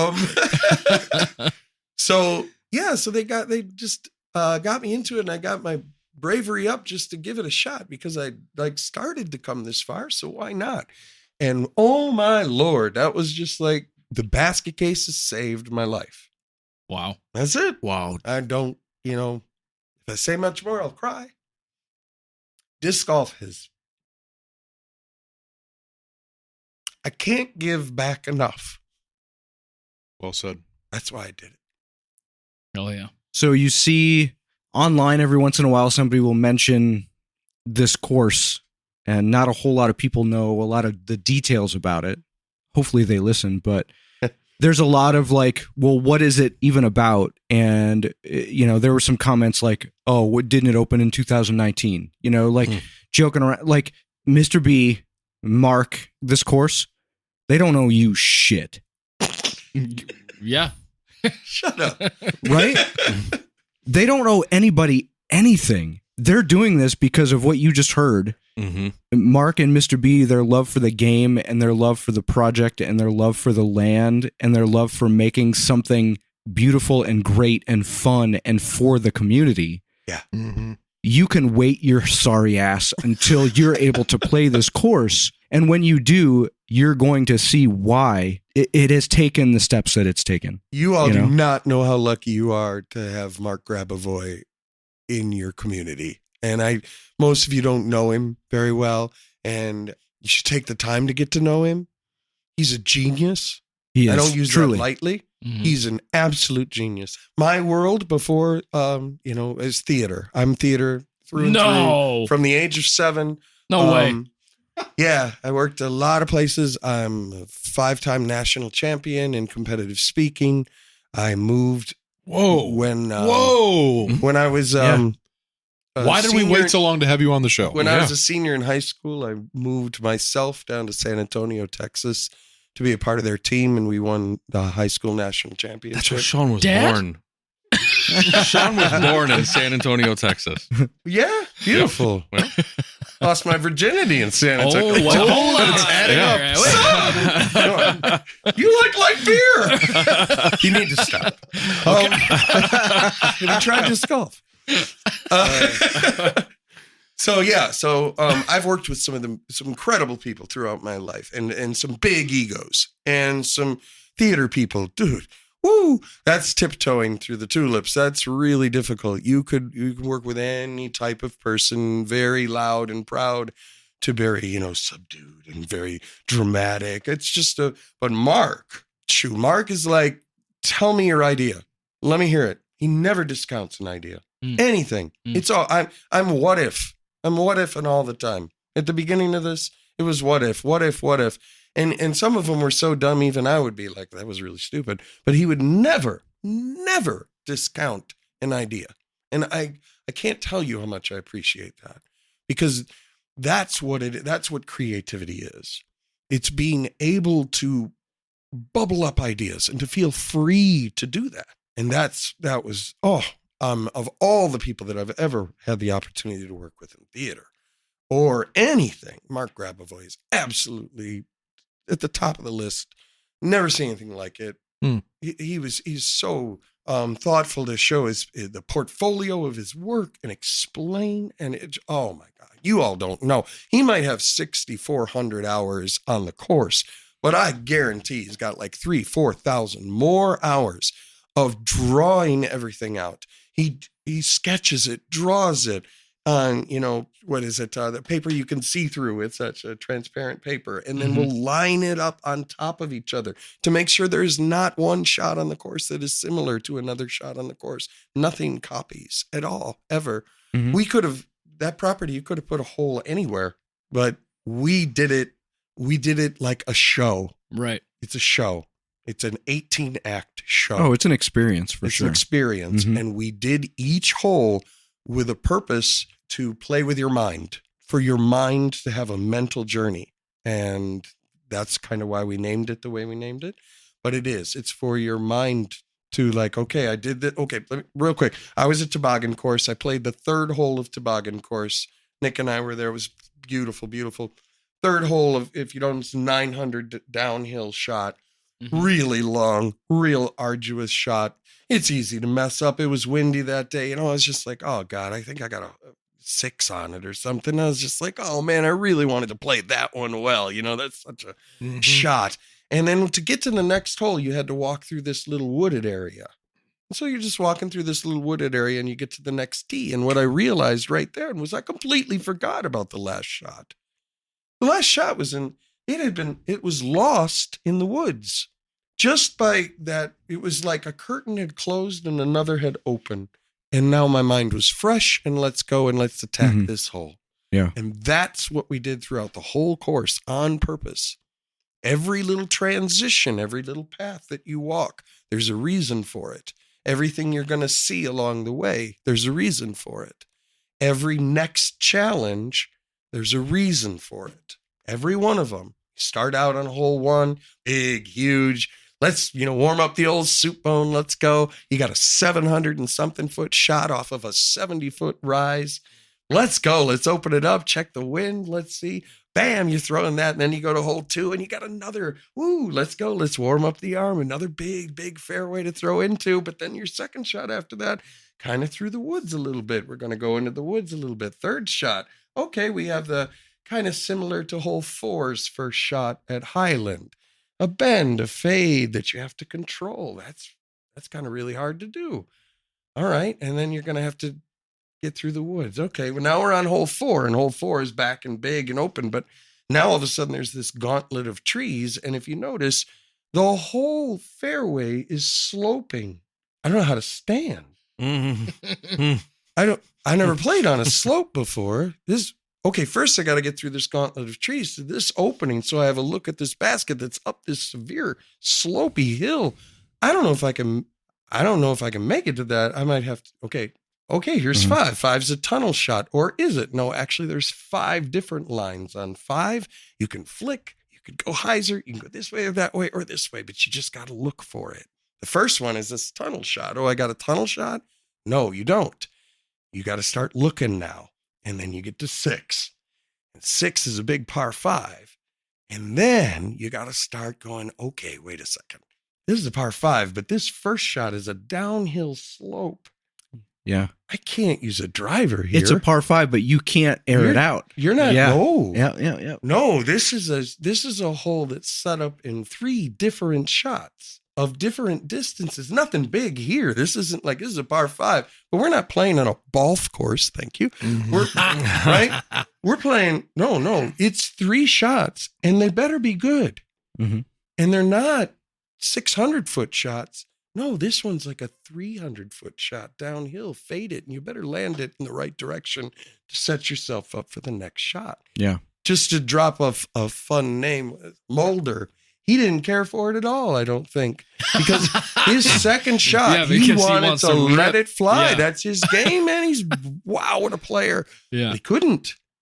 And his second shot was only to set up your third shot. And he didn't, I don't think he liked that. And it was hard. Never did a shot like that. Sorry, not sorry. Right. And then you finish that 5 and then you're off to 7 and then boo and 8 and up and around. And it goes on and on from there. And that's the way it's set up. And it's all on purpose. Several hours when we were done with the course, going to Embers and just talking with a map and talking and discussing and what ifs. What do you think a person's thinking here? And what if they're over here? Do they have an out? How many lines do we need on this shot? Again, another thing about the big one in Peoria Black, you only really have one line. And if you're off of that line, it's tragic. It's frustrating. It's saying, I don't like it. This is more like, there's all kinds of lines. Which one do you want? Which one are you better at? What's your strength? use it. Mhm.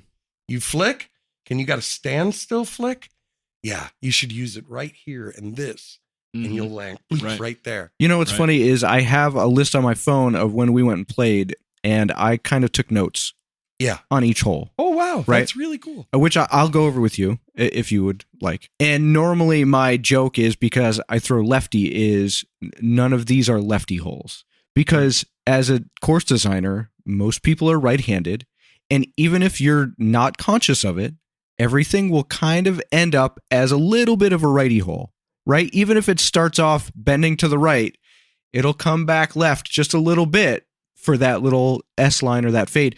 And I never had those notes with you guys. No way. Because I don't remember there ever being a point where I was like, oh, I don't know if I can throw this. Huge advantage for Mark to get injured and lose the ability to throw with his right arm, and had to learn to throw with his left arm. Sure. Yeah, Gave him yeah. a whole different perspective. Yeah. And we are very conscious. Again, Mhm. we want you to play to your strength, and we want to set you up to play to your strength. Sure. Yeah, that's the whole ball game. The thing I wanted to learn most about while spending time with you today was about the motivation from all the time, all the money you guys have put into it. And I think you've done a really good job painting the picture of why. What does it mean to you? What hopefully it will mean to the people who come to play. And the thing that resonates with me always when I see it in the disc golf community is people who are committed to giving something back. So many people came before us and did so many good things that we've all been enjoying the fruits of that labor for so long.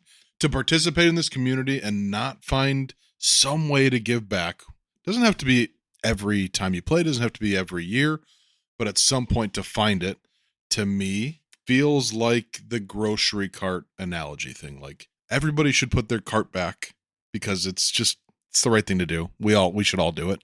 Find your whatever your grocery cart thing is in the community. Find something you can do to give back at some point, because we all should. You should. Thank you for getting so deep into the motivation stuff. It's a story that I think is, I don't want to say more common than people think, but maybe in some ways it is.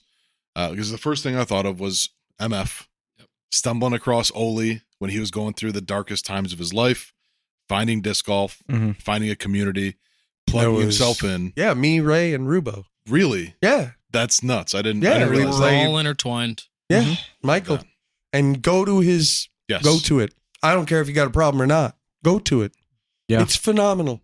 Yeah. It's phenomenal. It's phenomenal. Just can't say enough good things about it. It feels so good to be there. Well, You want another really fun intertwined story real quick? oh, yeah. It involves MF. Oh, yeah. So he had posted up recently about the disc golf community, as Mr. B just said. His grandpa owned the indoor skate park in New Lenox called Drop-In. Right. Okay. And that closed in 2008. In and around the time that MF got away from that and got involved in drugs, and we've heard his story, right, and his struggles. And then he found disc golf. And this community has helped him tremendously, as it has so many other people. He had tagged Dealt with Disc Golf and saying that was the community. And I said to him, well, that's just the universe has got such a crazy way to tie us all together, because my first experience of learning what a community was his grandfather's Drop-In skate park in New Lenox, because I didn't do organized sports as a kid. And the first thing I did was skateboarding, and I didn't know where to go. I didn't know who to talk to, because it was just this thing that I was like, I like this. There's other people that like this. And then I found this place when I was 14 years old and went to Drop-In, was like, oh, these are my people. This is my thing. And that's where I learned what community was from MF's grandpa. God, that's so cool. Isn't that nuts? It's so awesome. Can I drop in just one thing real quick? I'd be remiss if I didn't say this. Absolutely. I have the best son. There you go.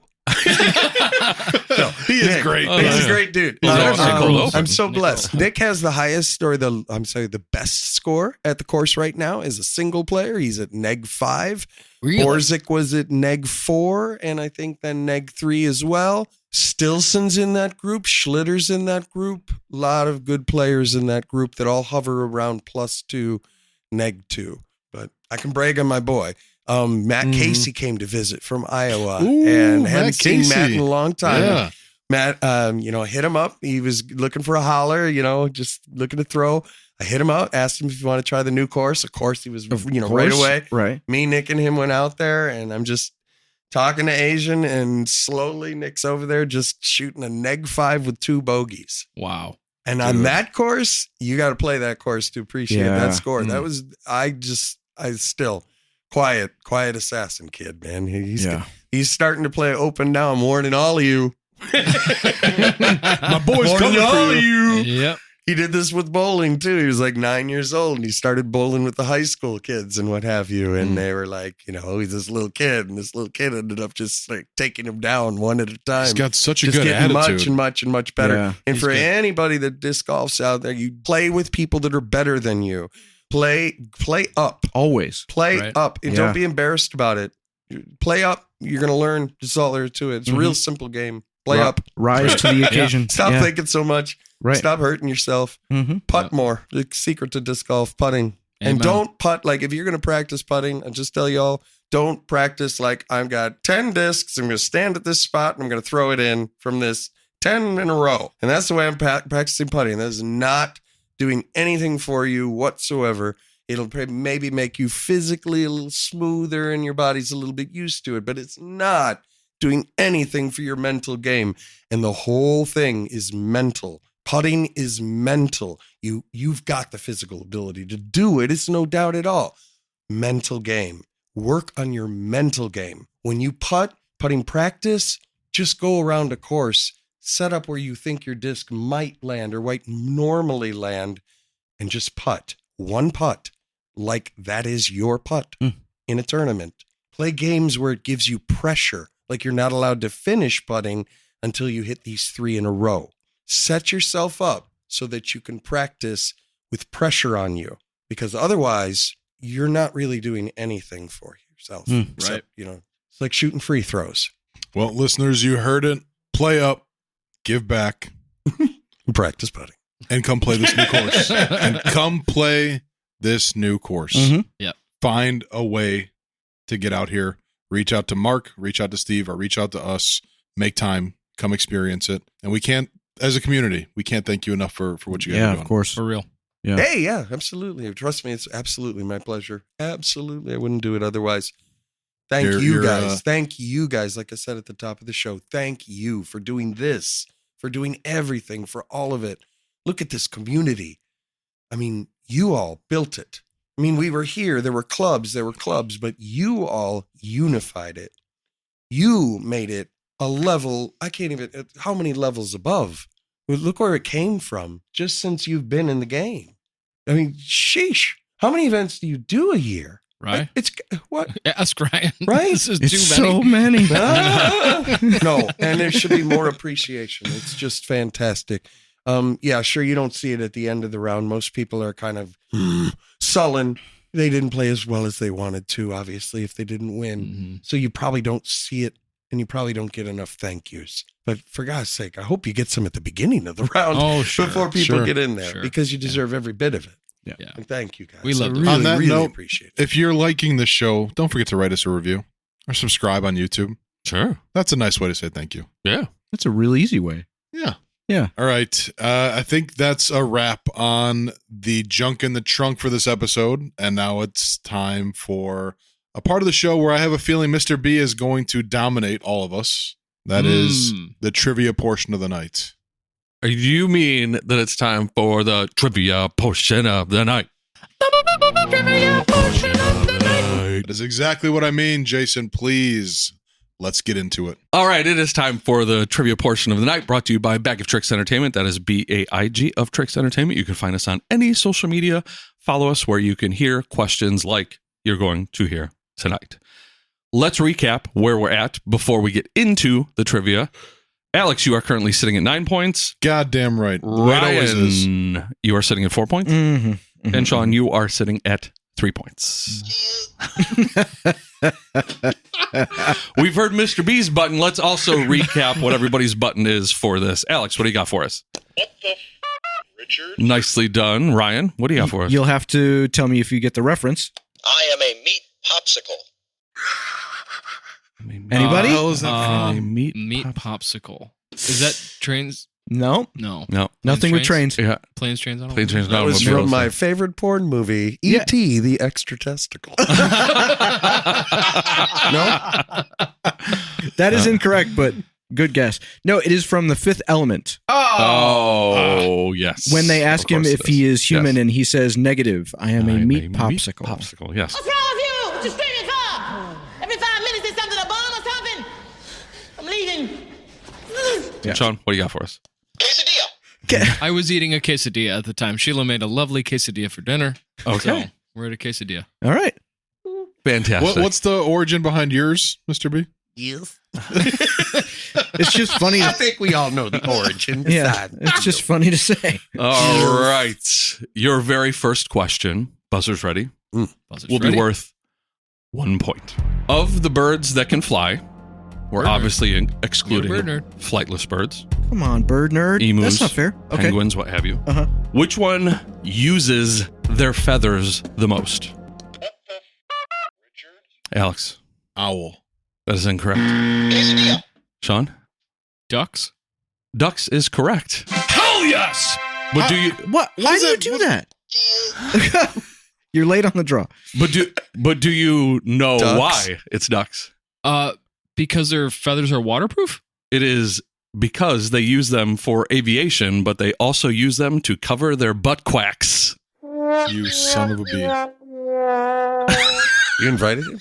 Are all of these jokes? Was it a real question? No, I made that one up. Do I still get the point? No, you don't. Yeah. No. He gets the point. No, absolutely not. Absolutely not. No, I get a point. No, you do not. No, you definitely do not. Come on. This This is the first one I've answered right in the whole time. The whole time? I stole that joke from an episode of Love on the Spectrum. All right, let's get into it Damn. with our first real question of the night. Okay. Doug. Edward Nygma is the birth name of what classic Batman nemesis?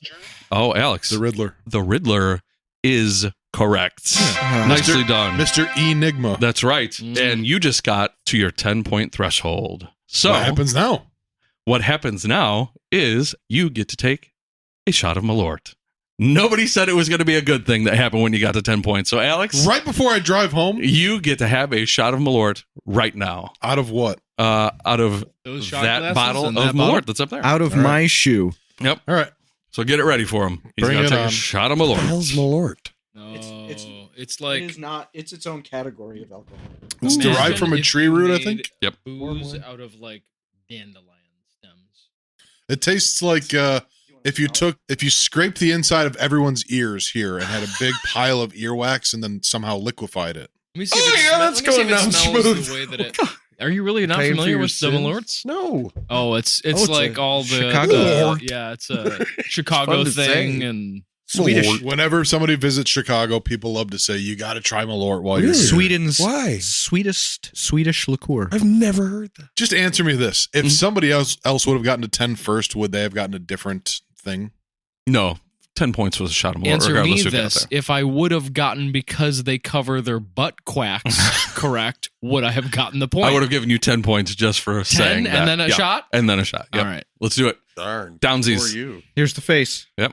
he's good to go. Oh, it's coming back up. Yeah. It's gonna come back up. His face No? is good. Okay. We're All good. But right. he, Just he did leans like a left. full body thing there. He forced that Projectile. face. All Yeah. right. Next question. Here we go. Get the buzzers is worth Oh, 1 point. Okay. In 1997, TV Guide magazine published a list of the 100 most memorable moments in television history. At the top. When Fonzie jumped over the shark. No. You're out. On the top of that list was what? July 20th, 1969 broadcast. I am a meat Sean. popsicle. The moon landing. Moon landing is correct. Good job. Good job. That was quiet. That would have been incredible if I got that right, though. Oh, absolutely would have. Yeah. I love Was that that was the your fake first idea. Yeah, which the fake or the real? That could have easily been up there. There was only 5 shows at that time. Next question, worth 1 point. What 2002 Disney animated film is a sci-fi adaptation of one of Robert Louis Stevenson's most famous adventure novels? What 2002 Disney animated film is a sci-fi adaptation of one of Robert Louis Stevenson's 2002? most famous adventure novels? Sci-fi. Bang, you're out of time. It is Treasure Planet. Oh, Treasure. never even heard of it. Not even Planet. for a second. Treasure Planet? I was thinking about Treasure finger blasting chicks, not watching that movie.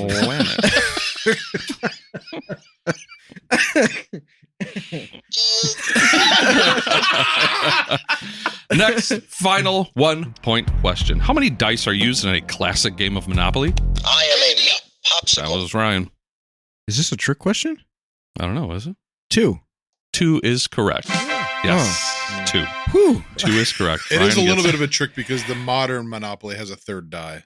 Yes, And it has like Oh. different, like it affects the game in different ways. But that's why I it's not a said numbered die. There's like in the images on all the sides. classic Mhm. game of Monopoly. Mhm. Yes. Mhm. Okay. Mhm. All right. These next ones are going to be worth 3 points. This but is where I come alive. we're going to change it up a little bit. I don't have any questions in this round. What I have for you is movie quotes and the year of release. So you're going to buzz in Okay. if you know the You're giving a quote name and- of the director of the. good. I'm just messing with you. All I need is the name of the film. I was like, I was about to turn this podcast off. Yeah, he I was melted going to into turn his it off. chair. Yeah. This So I'm going to podcast give is you over. the year of release and a quote from the movie, and you need to tell me what movie that is in. Okay. Okay. Oh, so we just need to give you the name of the movie you said? Give the Name the year movie. first. You get 3 points. Yeah. First one. Treasure Planet. Yep. Oh, no. Year of release is 1995, and the quote is, "That'll do, pig. That'll do." Oh, I think he clicked a hair before you did. Yeah, I think so. Babe. Babe is correct. Give Alex 3 points. loop, big. Next Not one. to be confused with the sequel, Babe, Pig in the City. That's right. Next one is 1983. Go ahead. Make my day. Oh, again, he's half a hair. ahead of Dirty you. Harry? Dirty Harry is incorrect. 1983? 1983. Oh, Go ahead. Make my no day. idea. And you're out of time. Oh. Most people call it Dirty Harry, but the movie is called Sudden Impact. I was It going is to not called guess Dirty Dirty Harry. The character is Dirty The Harry. character Dirty is Harry Callahan. Yep, that's right. No points for that. 1989. I'm not bad. I'm just drawn that way. I am a Sean. meat popsicle. Roger Rabbit. Who framed Roger Rabbit is correct. Give Sean 3 points. Damn it, I knew that. Yep. Next one, 2006. I'm just one stomach flu away from my goal weight. I'm just one stomach flu away from my goal weight. 2006. One stomach flew. You're out of time. The Devil Wears Prada. Wouldn't have got that. The Devil Never Wears seen it. Prada. Devil likes 2 more. 1991. I'm having an old friend for dinner. I am a meat popsicle. Ooh, I think you. No, did you have him? You may have clicked. Let I think- Ryan, he can go. I think your thing is like a half second behind, but I think I heard his click It's first. fine. Silence of the Lambs. Silence of the Lambs is correct. Give Ryan 3 points. Last one, 2013. I don't want to survive. I want to live. 2013. I don't want to survive. I want to live. You're out of time. That is 12 Years a Slave. 12 Years a Slave. Couldn't. Oh, These were tough. These They were were like tough. these were like round Thought 3 I or was gonna 4 clean up. questions, Jay. yep. I thought I had it. I got some Wow. points. 12 Years a Slave. I You did should get some get points. an extra So, one for the duck, though. I'll tell you what. Going into it, it was 9-4-3. Where is everybody sitting at now? They all got 4 points, so that Great. puts Alex at 13 after How today. did I get 4 points? I thought I only got a 1-pointer. Ryan is at 8 points. Yep. And Sean is at 7 Babe. points after today. Babe. Babe. Oh, that's right. So once I again, got you, that babe. was the trivia portion of the night, brought to you by Bag of Tricks Entertainment. That is BAIG of Tricks Entertainment. You can follow us on any social media, or if you want to just come to my trivia nights, I won't tell you not to. They are in Downers Grove on Tuesday nights at Altar Brewing at 7 p.m. and Downers Grove Cellar Door 7 p.m. Wednesday nights. Come out, have fun, free, fun. Give me a third F word. Frog. Oh, that's 2. That Sorry. is what it's all about. That's what it says on the Bag of Tricks website. Sure does. All right. It's nice to still be in first place. Still getting used to that feeling. Mhm. Hopefully it lasts. You're good at trivia. You have movie and TV show and pop culture knowledge, dog. That's my little tism. Yep. That's where it gets Alex with the tism. Yeah. Thank you for the trivia portion of the night. That brings us to the end of this journey. Mr. B, thank you for being here, and thank you for everything you're doing. Bless you, man. There's really no Seriously. words that can suffice, but No, that was good. it's a start. That is the word. Yeah. Listeners, thank you for following, for listening, for subscribing, sharing, anything that you do to consume what we're doing and share it with other people. That's great. You know, we don't make a dime doing this. It's just for fun. But What? when really, I give you people gold. Sheila, that check isn't real. when poignant messages like yours come out, Mr. B, it really feels like we're doing something that matters here, and that's really cool. And listeners, when you help to share that, it actually is, it's awesome. So thank you all, and thanks again, Mr. B. Yeah, man. And until next episode, y'all, keep it on the fairway. See ya. Y'all keep it real out there. Cheers. Peace.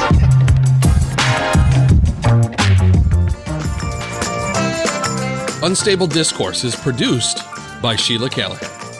Edited by Ryan Fancher. Beats provided by Alex Seminary. And produced in association with Unstable Disc Golf Gear. Look good, feel good, play good.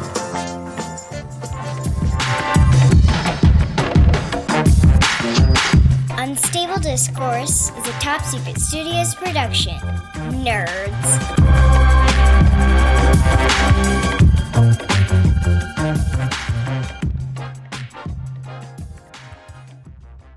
Studio, sex dungeon. It can go either way, really.